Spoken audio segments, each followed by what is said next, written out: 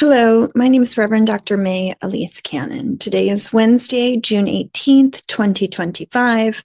Today is day 621. 621 days since October 7th of 2023. In Gaza yesterday, the number of people that were killed by Israeli tank fire as they attempted to reach aid from trucks has been updated to 51 people, according to medics. There were another 221 people who were wounded. In a statement from the Israeli Defense Forces, they said that they are aware of reports regarding a number of people that were injured from Israeli Defense Forces fire following the crowd's approach. They added that the details of the incident are under review and that the IDF regrets any harm to those who were uninvolved individuals. Reuters made that report. The situation in Gaza continues to be catastrophic. Food continues to be unavailable. There continued to be limited access to aid sites that are distributed by the Gaza Humanitarian Aid Foundation. And because of the ongoing crisis between Israel and Iran, the news is not even reporting about what's happening in Gaza. So I do want to give updates about what's happening between Iran and Israel. This is now the sixth day of what's considered the war between Iran and Israel. The Trump administration is considering what their next steps might be.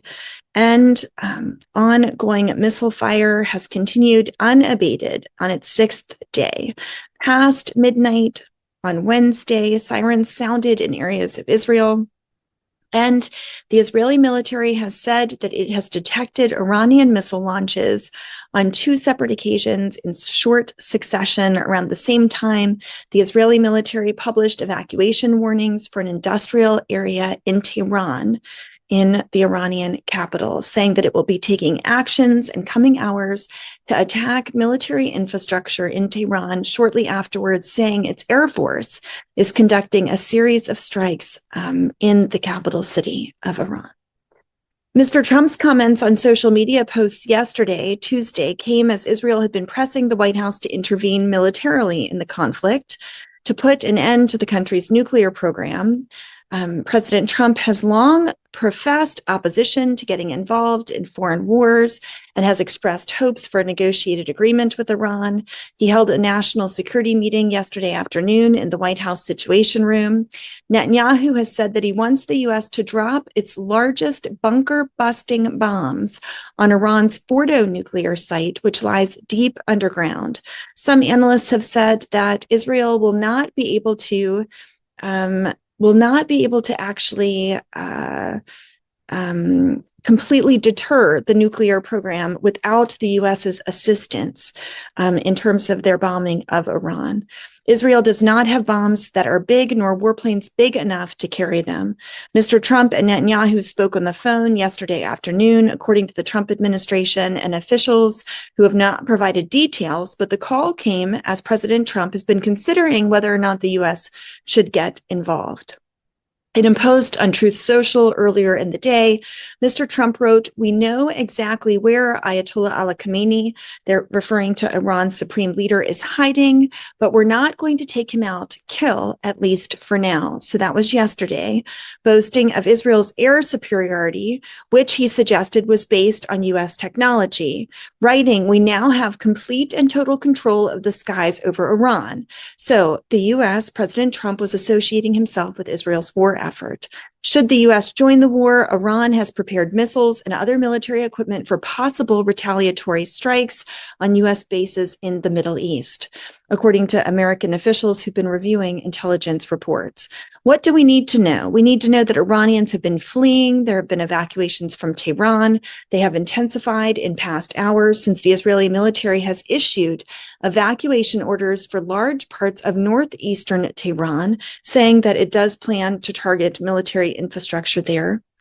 In terms of an Iranian general, Israel says that it has killed Major General Ali Shadmani in an airstrike, describing him as Iran's top military commander.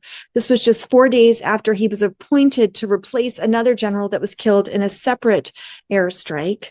Iran has not confirmed the death of General Shadmani, but its military hierarchy has been decimated by the Israeli bombing. Natanz nuclear site has had direct impacts. Israeli airstrikes have achieved direct impacts on the underground area of the nuclear site where Iran enriches uranium, according to the UN Chief Nuclear Monitor. That was reported yesterday based on new satellite images. And the internet was disrupted across Iran. There has been severe disruptions, according to experts and Iranians who say that the government is likely restricting access to limit the spread of information about strikes and fear of Israeli cyber attacks.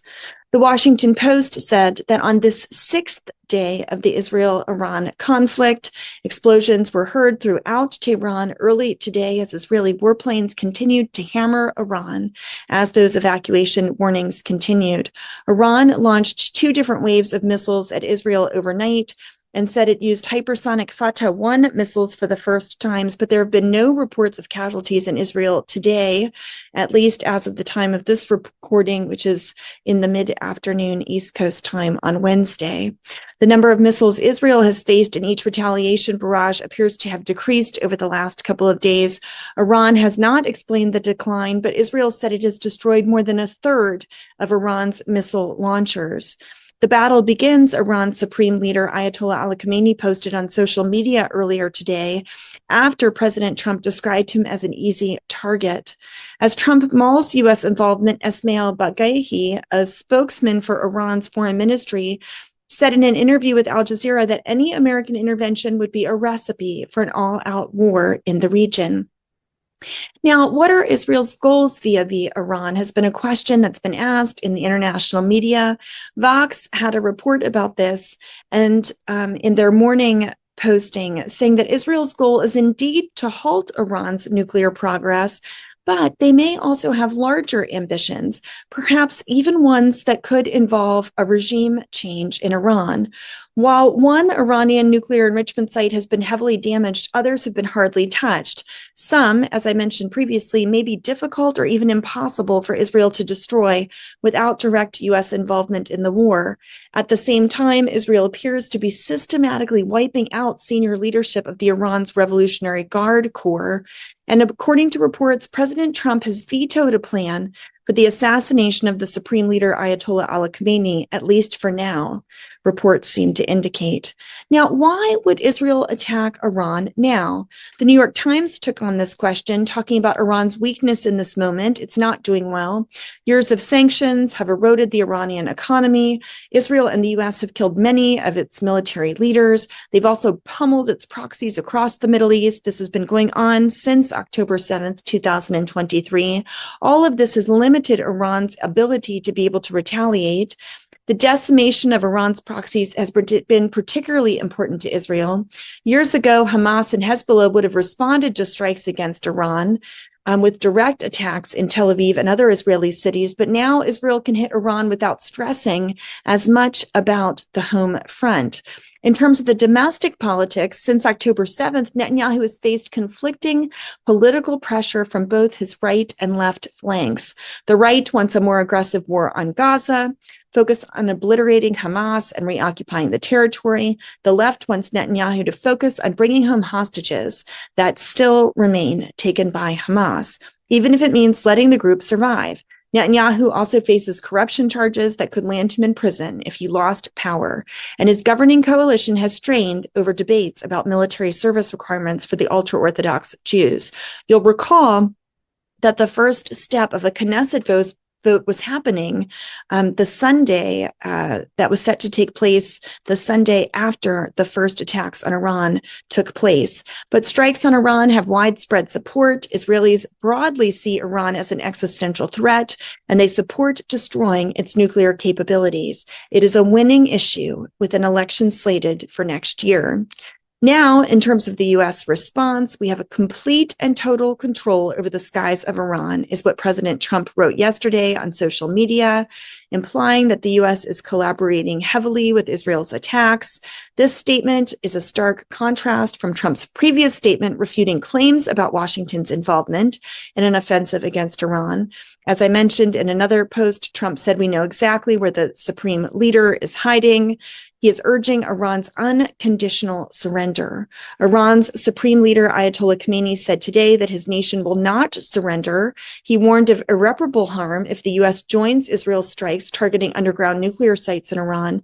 These comments followed reports that Trump is considering joining Israel's campaign on Tehran's nuclear sites, with officials saying that he's growing increasingly warm to the idea of using U.S. military assets. Any American intervention would be recipe for an all-out war in the region, a foreign ministry spokesperson from Iran has reportedly said. Now, after meeting with the national security team, Trump yesterday spoke to Netanyahu about the escalating Israel-Iran conflict. Ahead of that meeting, Trump was seriously considering joining the war. Meanwhile, Israeli officials have said that the Israeli government believes Trump is poised to enter the war in coming days. Iran has prepared missiles and other military equipment for possible retaliatory strikes on U.S. bases in the Middle East if the U.S. does join in the Israeli campaign. Before its attacks last week, Israel shared intelligence with the U.S. regarding Iran's nuclear research and alleged work on explosive triggering system. In a gap of assessment between the allies, U.S. officials say they were not convinced the information indicates that Iran has made the decision to move forward on building a bomb, an assessment which Director of National Intelligence Tulsi Gabbard previously shared with Congress in March. You heard yesterday that President Trump contradicted her when he was on Air Force One. Israel and Iran traded fresh strikes earlier today as the conflict has continued into its sixth day. Israel said it did attack a centrifuge production site and weapons manufacturing sites overnight, while Iran did say that it used its hypersonic Fateh-1 missile for the first time. Sources are saying that Israel's spy agency, the Mossad, and the Israeli military worked together for the last 3 years to lay the groundwork for last week's attacks. The Predatory Sparrow, an Israeli hacking group, yesterday said it attacked Bank Sepah, a major Iranian bank, marking the first significant cyber attack on critical infrastructure in the conflict. While the bank has not publicly commented on the attack, Iranian state media warned that disruptions could impact the country's gas stations. Separately, Iran's Cyber Command has ordered senior officials and their security teams to ditch IT equipment connected to the telecom networks. The German Chancellor Friedrich Merz has praised Israel for doing the dirty work for other countries by striking Iran's nuclear sites. I can only say I have the greatest respect for the fact that the Israeli army and the Israeli government had the courage to do this, Merz told the German media at the G7 Leaders Summit in Canada. Regarding Syria, U.S. forces have pulled out of 2 further bases in northeastern Syria, Reuters reports, expediting a troop drawdown that the commander of the U.S.-backed Syrian Kurdish forces said was allowing a resurgence of the self-styled Islamic State group. And Senator Kaine calls for war powers to be enacted so that the U.S. president must go through congressional approval before taking the United States to war. Senator Kaine, the Democrat from Virginia, is speaking on the floor of the U.S. Senate about his efforts to force a vote requiring congressional approval before the U.S. can engage in attacks on Iran. Noting the potential cost of American involvement in the conflict, Kaine has said that the engaging in a war against Iran, a third war in the Middle East since 2001, would be a catastrophic blunder for this country. The Washington Post reported today that conflict in the Middle East causes battles within the MAGA ranks, staying out or to fight. Trump's opposition to past wars has solidified his political coalition. A decision to attack could strain it. Trump ran on a few key points that were very relevant to this moment. He vowed to stop Iran from getting nuclear weapons, a position that he has still maintained, but he also distinguished himself from hawks in both parties by bashing the idea of endless wars, especially conflicts in the Middle East that shaped the first 2 decades of the 21st century. In the process, he solidified a coalition of voters averse to devoting U.S. resources abroad. Some of the most prominent voices in Trump's Make America Great Again movement, right-wing allies who championed even his most controversial positions and stood by him after his 2020 loss, are warning that assisting Israel against Iran would be a bridge too far. A former Pentagon official said a lot of people in the MAGA movement, ones that have really invested a lot in electing Trump and Vance, will be incredibly disappointed if this turns into a larger war, and it will lead to some fractures. noting that bubbling frustration with Israel that some in the Trump coalition have been afraid to discuss publicly for fear of being attacked as anti-Semitic.